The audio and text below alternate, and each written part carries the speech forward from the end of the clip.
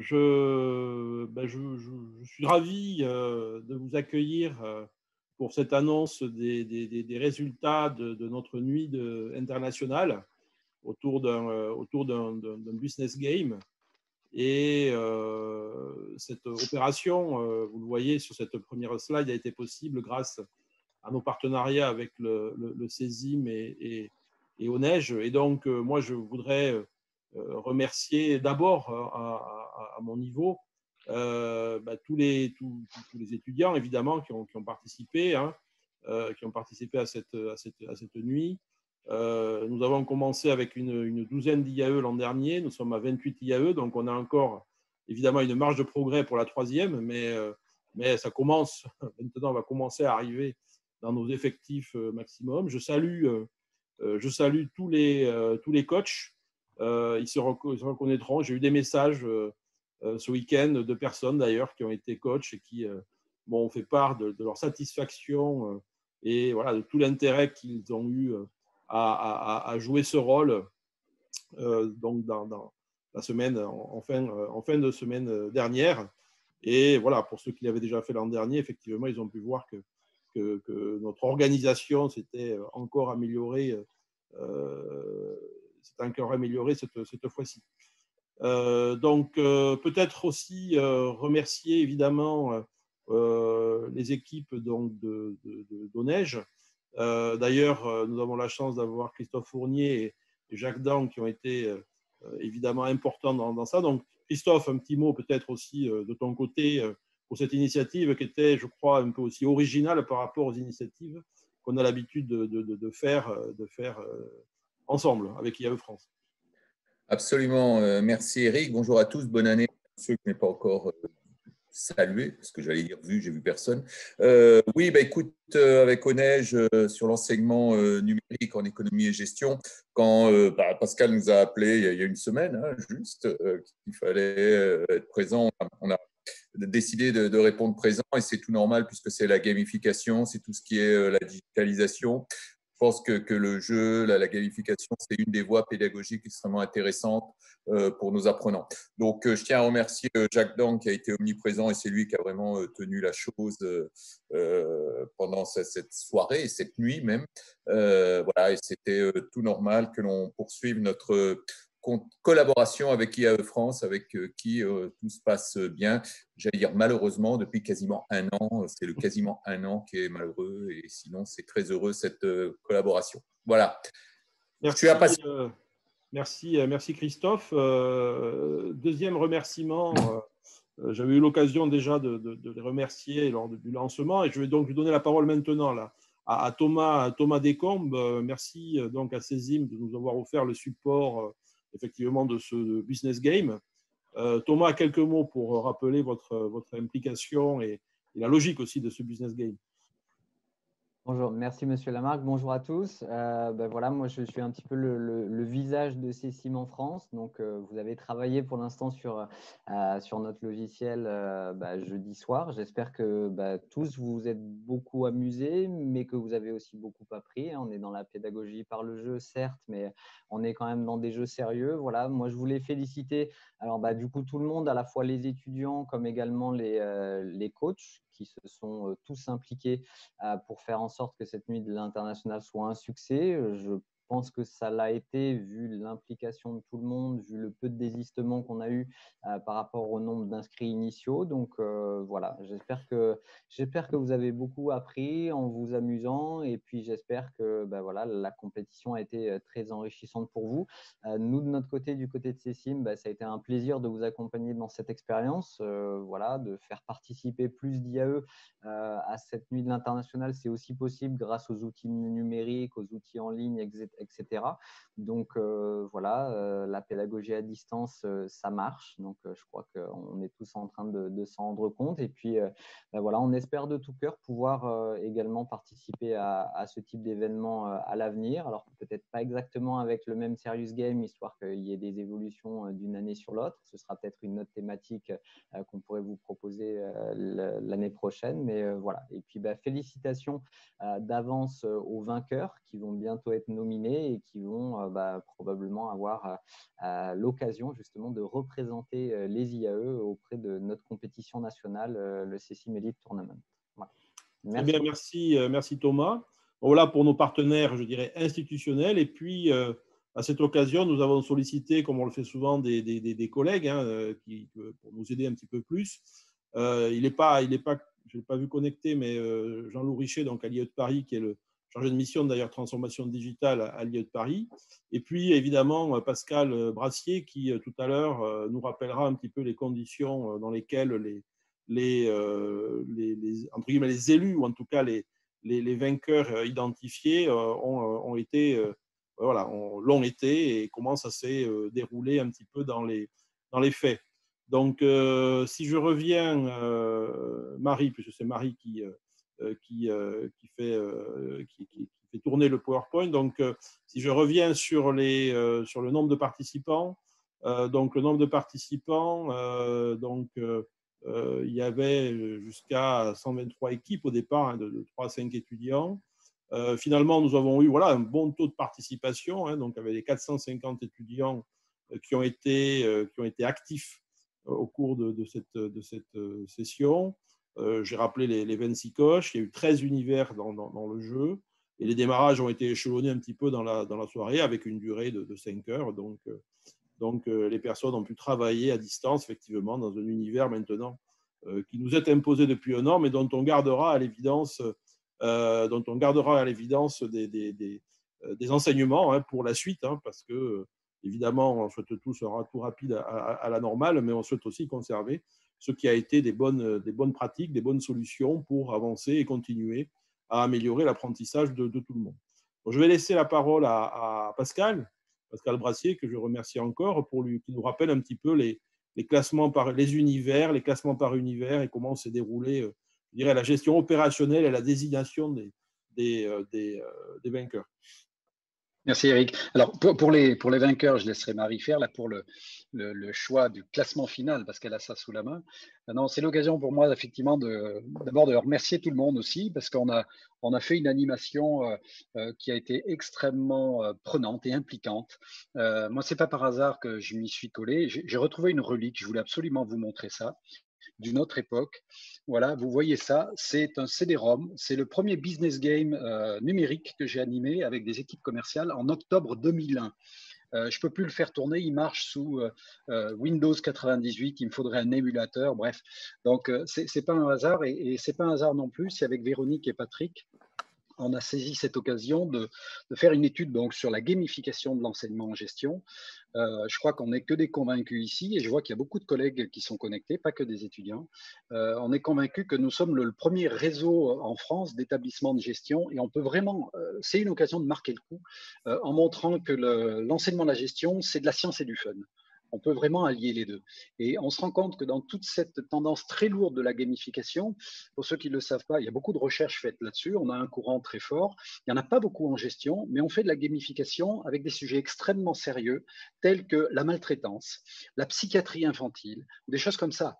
Donc, c'est quelque chose où il y a vraiment, dans la prise en compte aujourd'hui du rationnel et de l'émotionnel, il y a des choses extrêmement fortes dans les sciences sociales à faire et on peut vraiment participer à ça. Alors, moi, je dirais, je nous proposerai quelques défis. Je pensais à ça hier.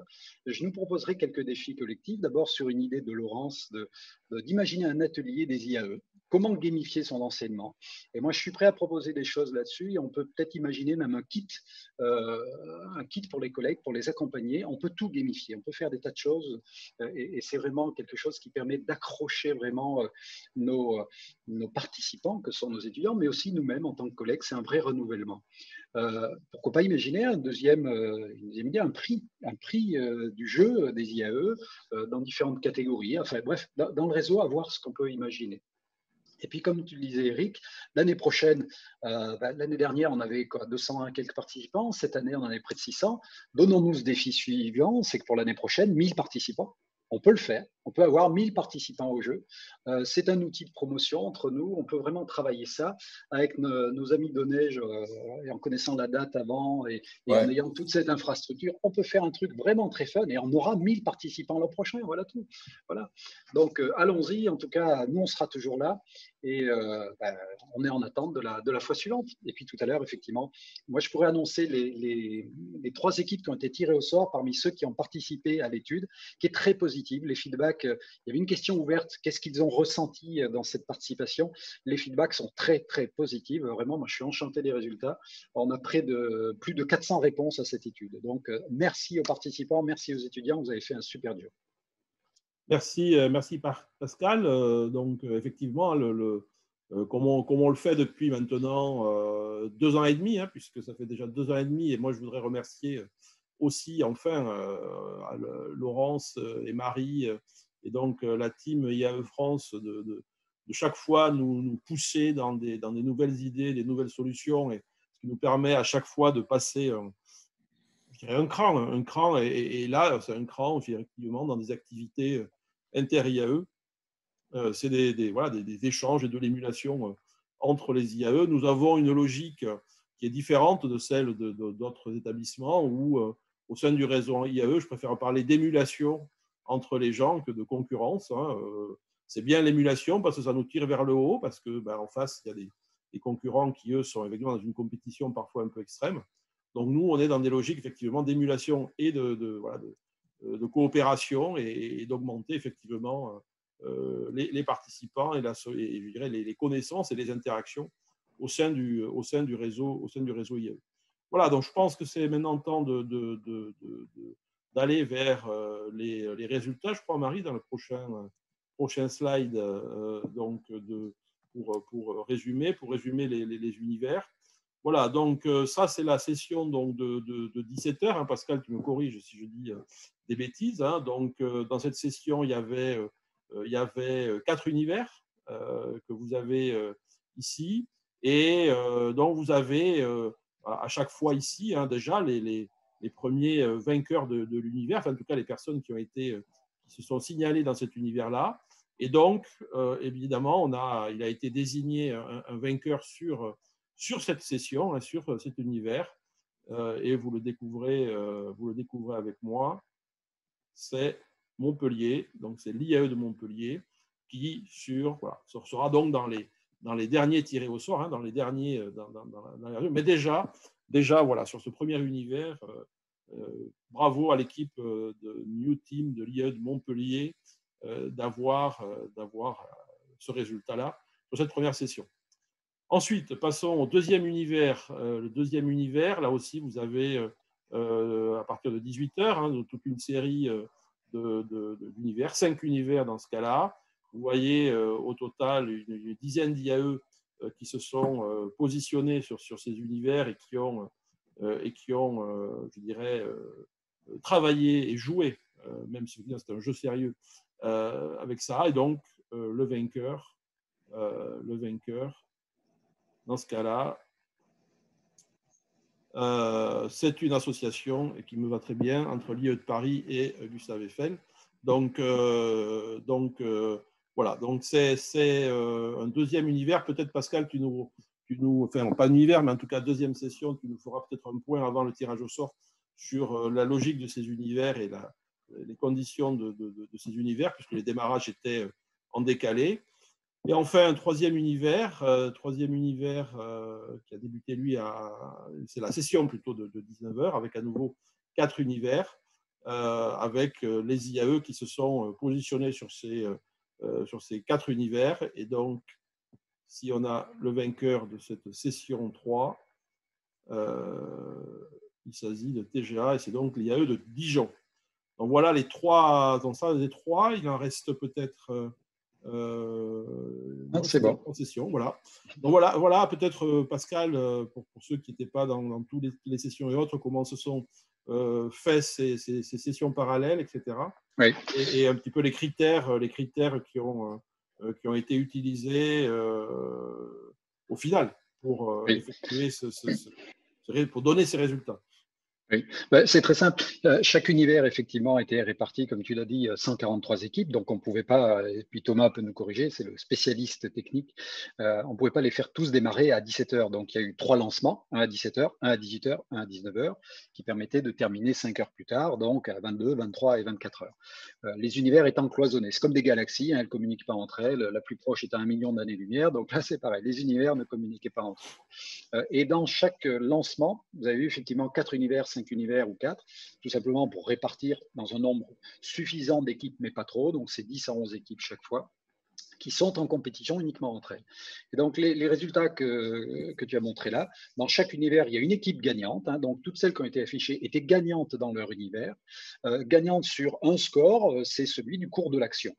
Alors, il y a des grandes variations parce que la compétition fait que, comme dans un environnement de business, il ne se passe pas la même chose dans un marché que dans un autre. Donc, c'est relativement par rapport aux autres.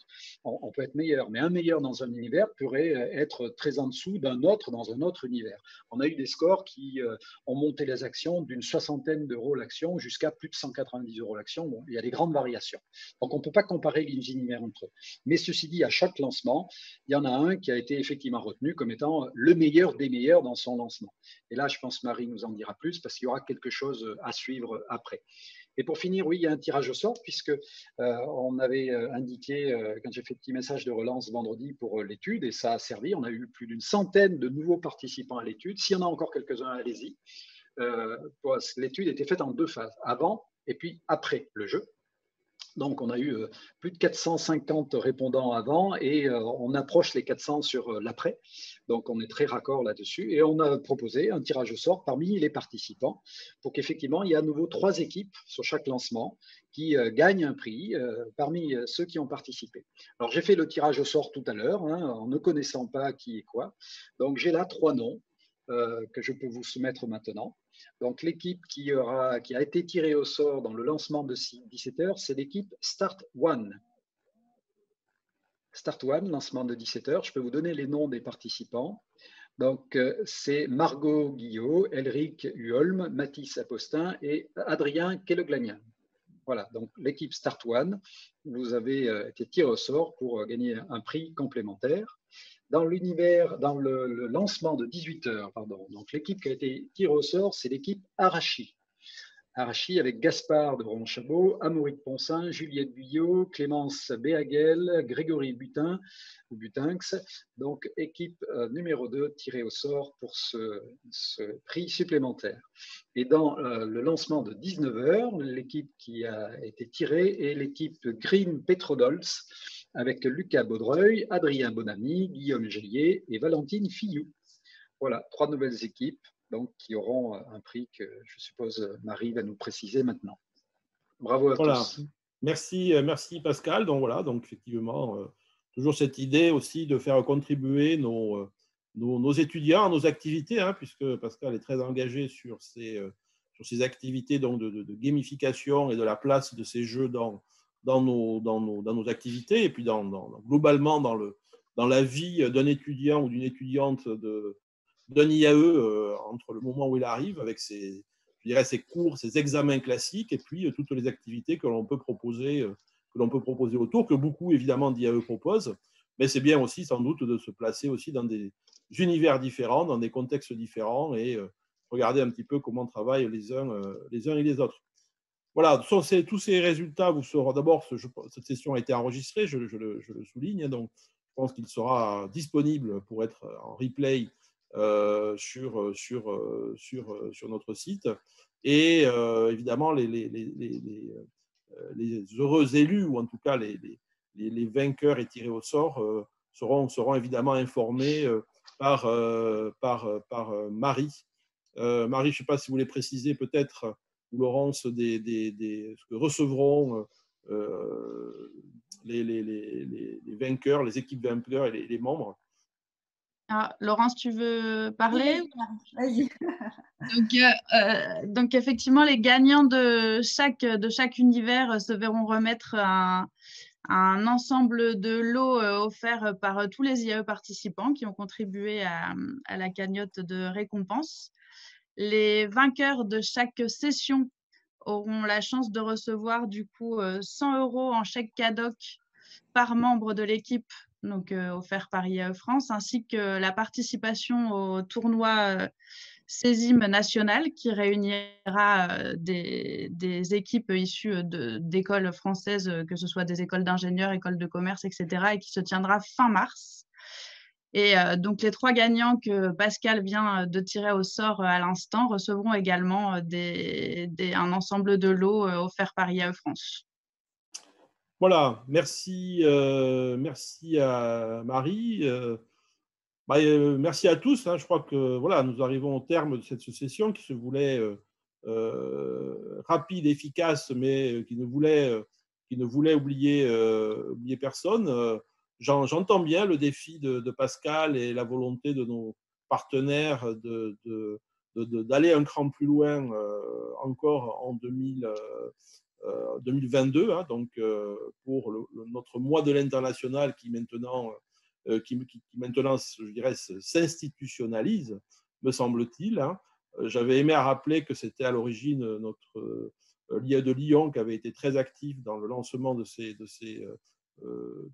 genre de dispositif. Et là encore, pour vous montrer un petit peu le côté émulation, eh bien, quand une bonne pratique émerge dans un de nos IAE, je pense que c'est très bien de les faire partager et de faire en sorte que tout le monde puisse en bénéficier et l'adapter à son niveau.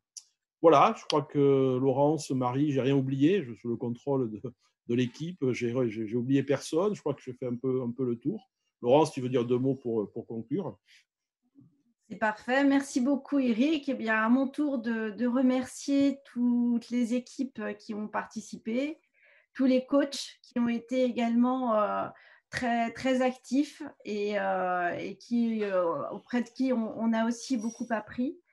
Merci à Jean-Loup hein, de l'IAE de Paris qui a été également une pièce maîtresse et qui nous a accompagnés pour amorcer le projet. Merci à Onej, merci à Pascal Brassier pour son fort soutien et son expertise. Et puis, merci à Marie aussi qui a été très, très active dans le projet et qui a vraiment démontré une grande agilité. Merci à tous. Et puis donc, si j'ai bien compris, à l'année prochaine. Voilà, merci à tous. Au revoir à tous.